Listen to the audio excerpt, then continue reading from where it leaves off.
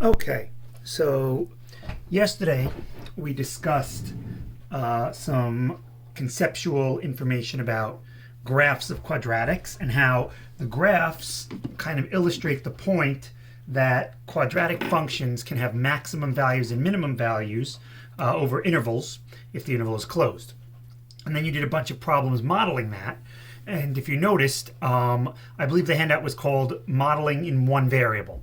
And that's because a lot of scenarios involve multiple variables in a given scenario. So I'm going to do a couple of them with you from this packet here. And then you are going to, over the next couple of days, complete the rest. So, for example, let's say a rectangle has a perimeter of 200 feet. So if that's the case, we'll write an equation that represents the situation. And if we're not sure how that is, we can always draw a picture, which is part B. So I will draw a picture. So here is my rectangle. And I know that the perimeter has 200 feet. Now I don't know what the values of the length and width are, so I will just label them with two different variables, x and y. And yes, I purposely labeled x the vertical and y the horizontal, just to drive you a little nuts. That would give this side x and this side a measurement of y. So that means that the perimeter of this is 2x plus 2y, and we're told that that perimeter has a value of 200 feet. So now we are going to write an equation that represents the function a, which is the area of the rectangle. So if this is my rectangle, the area is going to be the function xy. And you'll notice that this is an unusual function because it's in terms of two variables. In fact, mathematically, and you don't have to do this, but mathematically, if we were to write this, we would write this as a of x comma y, because this is a function of two variables. An ordered pair gets put in, and this is the output. Now, we don't need this, but just be aware that right now we have a function in terms of two variables. Now, if I wanted to find, for example, the maximum area, right now I wouldn't be able to do it, because my area is in terms of two variables. So what we're going to do is we're going to use the information from part A. This is what is known as the conditions or the constraint. And what we're going to do is we are going to use that information to get A in terms of a single variable. And it doesn't matter if I choose to get this in terms of the variable x or y. So in order to do that, we will come up here and we will pick one variable to solve for. And since we're all used to having everything in terms of x, I'm going to do it in terms of y. So up here, I will solve for x. So if we solve this equation for x, we subtract the 2y from both sides, divide everything by 2, and we find that x is equal to 100 minus y. And since we now have an expression for x in terms of y, we can take this value for x, 100 minus y, and we can plug it into our area function. So wherever we have an x, we'll plug in our expression for x. And what this gives us is it gives us a function, negative y squared plus 100y, in terms of a single variable. In fact, many times what you'll see is you'll see this being written as a of y equals to indicate that the area is now in terms of a single variable. And you'll note this is now a quadratic function. And that's good, because now we know how to find maxima and minima of this function. So the last thing we need is we need a domain for this function, because if you remember, our function, our quadratic function, is only guaranteed to have both a maximum and a minimum if we restrict the domain to a closed interval.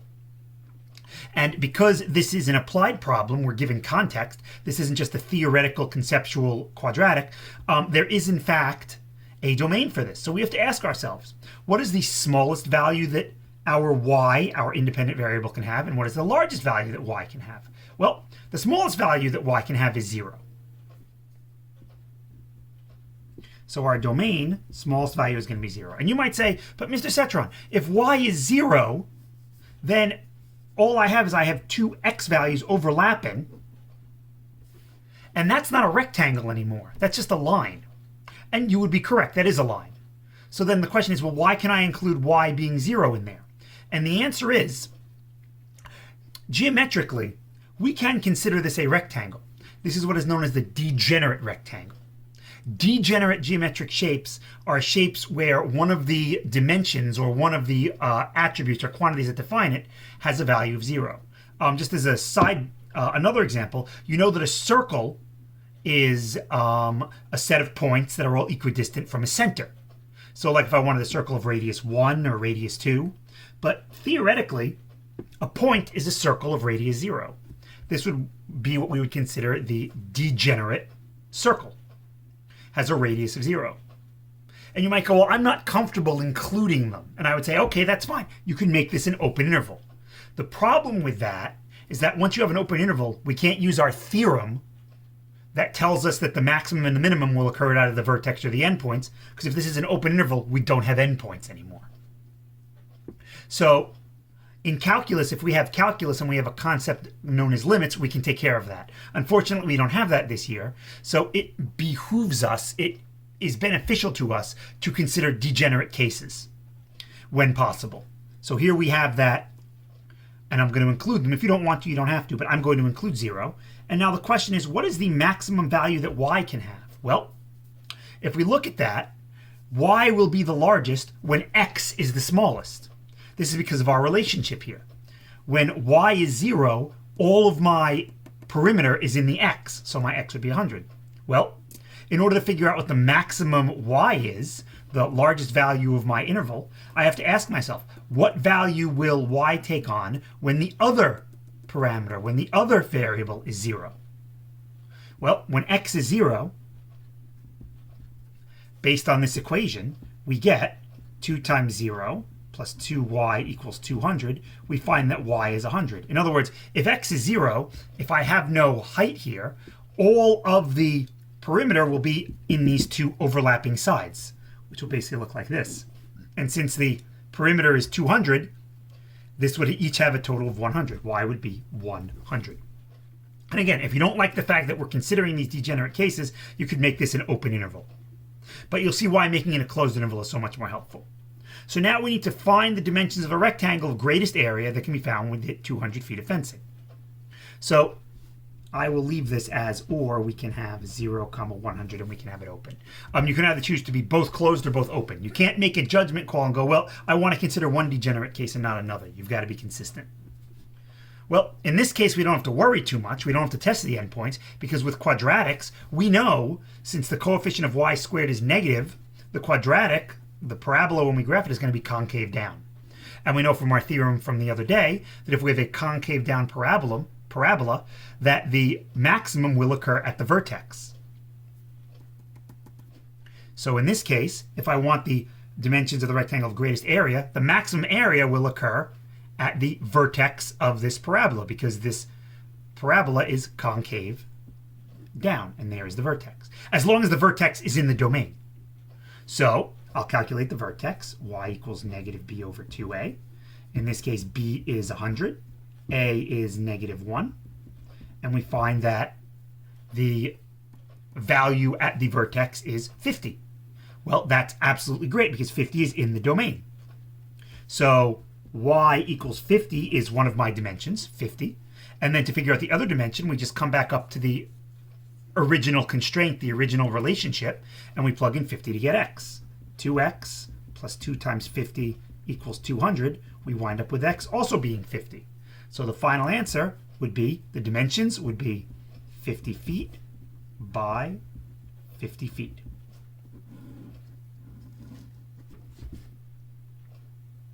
In other words, to maximize the area, this rectangle would have to be a square. So there we didn't have to worry about the endpoints. And a lot of times we don't have to worry about the endpoints. The only time we'd have to worry about the endpoints is if we're asked for a maximum, for example, but our parabola is concave up, which means the vertex is a minimum. Then we would have to look at the endpoints for the maximum. And if we have an open interval, then there wouldn't be a maximum, because there wouldn't be endpoints. So if you want to include the endpoints here, you can. If not, you don't have to. But when we do quadratics, or not quadratics, polynomials, you'll see that we're going to wind up including the endpoints a lot, for this basic reason that we want to be able to test at the endpoints. So once again, a farmer wishes to enclose a rectangular field, same idea. One side of the enclosure will be created by a barn that the farmer has next to the field. So here is the barn. The remaining 3 sides of the enclosure will be made by fencing. So here is the fencing. Fencing, fencing, fencing. X, Y, X. And I don't need fencing on the 4th side because the barn is there. So if a farmer only has 100 feet of fencing, how much does he have in terms of x and y? He's got 2x plus y equals 100. And if you chose to label these as y and this is x, then obviously your x and y are going to be switched. Now we need to write a function that represents the area. Well, the area is still x times y. And now, like we did before, we will use our solutions from, this should be from parts B and C, to write a function in terms of a single variable. And here, the function is going to vary depending on if we solve for x or y. So just for the sake of completeness, I'll do both examples. So here, if we solve this for y, we get y equals 100 minus 2x. I'll come back afterwards and I'll do it for x. If we were to solve for x, this would be 100 minus y over 2. And I'll come back and I'll do this afterwards. So now that we have y here, our area function will be in terms of x, and it will be x times 100 minus 2x, or it will be negative 2x squared plus 100x. Once again, we have a quadratic that, when graphed, creates a concave down parabola, so the maximum will occur at the vertex. The domain of this function, x can be, well, once again, the degenerate case is when x is 0. And now to figure out what the largest value of x is, that would occur when y is 0, because if I'm not using any fencing in this side, all the fencing would be there. So when y is 0, I come here, and I find that when y is 0, x is going to be 50. So that would be the domain there. And now to find the dimensions of the rectangle of the greatest area, well, that means I want to find the maximum of this function. We know the maximum occurs at the vertex, negative b over 2a. That would be negative 100 over 2 times negative 2. That would be 25. And then if x is 25, I can come back up here and plug that in. 2 times 25 plus y equals 100. We get y is 50. So the dimensions, this would be a 25 foot by 50 feet, where it's important to note that the 50 feet is the side opposite the barn. All right, what if I solve this instead and I got a function in terms of y? So a of y would be equal to, I'm going to rewrite this as 50 minus y over 2 times y, or this is going to be negative 1/2 y squared plus 50y. Once again, we get a quadratic whose parabola is concave down. So once again, the maximum will occur at the vertex. All right, the domain for this, well, the smallest value of y is 0. I could have the degenerate case where y is 0. And then the largest value of y will be where x is 0. So when x is 0, note that the largest value of y would be 100. And you see the divergence here. Depending upon which way you went, you're going to wind up with two different functions with two different domains. And if you labeled your x and y differently, it's very possible that your y goes from 0 to 50, if your y was the side not opposite the barn, and your x goes from 0 to 100 if your x was opposite the barn. So again, it all depends on how you label and then which you choose. So now, to find the dimensions, once again, it should occur at the vertex, since this is a concave down parabola. So that's negative b over 2a. That would be negative 50 over 2 times negative 1/2. That would be 50, which is exactly what we got for y over here. Notice that the y's in both scenarios are the same. They represent the same side. So as you could probably guess, x is going to wind up being 25. And once again, we wind up with a 25 foot by 50 foot fenced in area. And that's the basic idea behind these problems. You represent your scenario. It helps a lot of times with the geometry if you draw a picture, but not always will you have a picture. You get a relationship between your two variables and whatever constant is given to you in the problem. You figure out what your function is that you're trying to maximize or minimize, or what we call optimize, and it'll be in terms of two variables. You rewrite your function using the constraint to get it in terms of a single variable, noting what the domain is. Because without this domain, let's say that I got x equals, and let's say the vertex was 75. If the vertex occurred at 75, that would not be the maximum because it is not in the domain. In which case, since 75 isn't the max would have to occur at either 0 or 50. I would have to test where is the maximum area, at 0 or at 50. Also, it's important to read the questions. Here it's asking me for the dimensions. It very well could have asked me for the area, in which case, if I got x is 25, I'd come back and plug 25 in here to get 2500 minus 250 would be, no, 625. It would be, I believe it would be 1250. I believe it's 1250 is the actual area. You can check me on that. So now I'm going to jump ahead a little bit more to something a little different, because not always will we have a quadratic function. Sometimes quadratic functions can be the inner function of a composition of functions. In the following problems, the functions you'll be dealing with will have the form f of x equals the square root of a quadratic.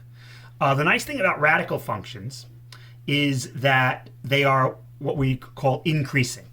As you move to the right, the graph increases. The y values get larger.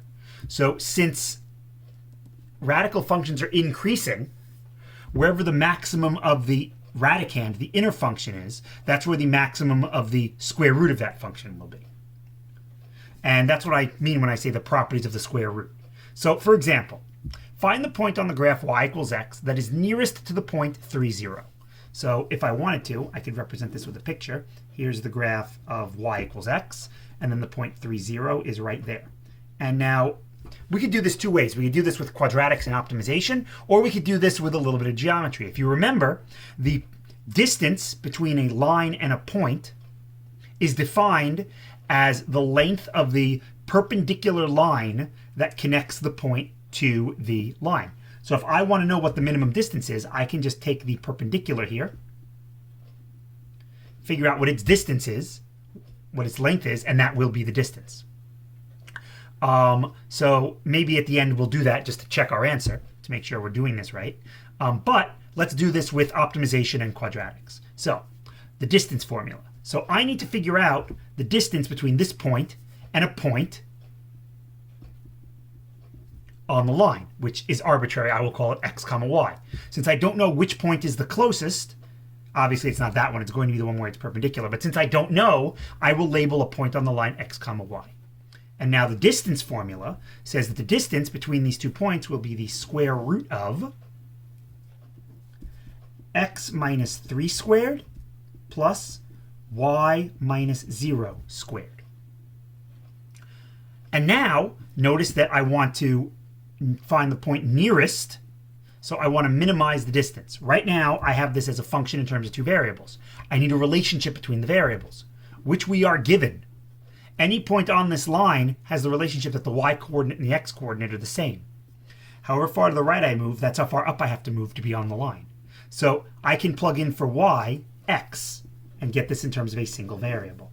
X minus 3 squared plus x minus 0 squared. And now I can simplify this inner function here. This is going to give me an x squared. That's going to give me an x squared. That's 2x squared minus 6x plus 9. And you'll note that I'm now taking the square root of a quadratic. Well, I want the minimum, and this quadratic is going to be concave up because the coefficient of x squared is positive, which means the minimum will occur at the vertex. Now the question could be, well, what is the domain of this function? What is the smallest value x can have and the largest value x can have? And the answer to that is the domain of this function is all real numbers. Remember, x is an x coordinate on this line, and x can be any x coordinate because this line is oblique. The domain of this function y equals x is all real numbers. So the domain of my distance formula is also all real numbers. So whatever vertex I get is going to be in the domain. So the domain here, just for reference, since we are finding it, is negative infinity to infinity. Which means when I find the vertex of this thing, I know it's going to be the minimum because whatever the value is, it's going to be in this domain. So let's find what that minimum is. So x is equal to negative b over 2a, and the quadratic in the radical, the radicand, is negative b, that's negative 6, over 2 times a, which is 2. So this winds up being 6 over 4, or 3 halves. And that means that our y-coordinate is also going to be 3 halves, because y equals x. So the final answer to this would be the point 3 halves, comma 3 halves is the point closest on the line y equals x to 3, 0. And now what we can do is we can actually check this with geometry. So let's do a quick check with geometry. So once again, here's our picture. Here's the line y equals x. Here's the point 3, 0. and I need to find the point on this line where the slope of the line from the point to the point 30 is a negative reciprocal of this slope. So once again, I will call this point x comma y. Now, we know that the slope of the line y equals x, so we'll say m of y equals x. That slope is just 1, because boom, right there. So I need the slope of this line to be the negative reciprocal of that. I need the slope of my perpendicular line to be negative 1. So how do I find the slope of this perpendicular line? Well, this is the point 30. This is the point xy. So we get that the perpendicular slope is change in y minus 3, over change in x minus 0. And that has to equal negative 1. The relationship between x and y on this graph tells me that y has to equal x. So x minus 3 over x minus 0 equals negative 1. Or x minus 3 over x equals negative 1. Or, I should actually use a then arrow. Then, cross multiplying, I get x minus 3 equals negative x. Therefore, if I move the x's, I get 2x equals 3. And therefore, I get x equals 3 halves. And thus, since we're on the line y equals x, y is also equal to 3 halves. Thus, the point 3 halves, 3 halves, which is exactly what we got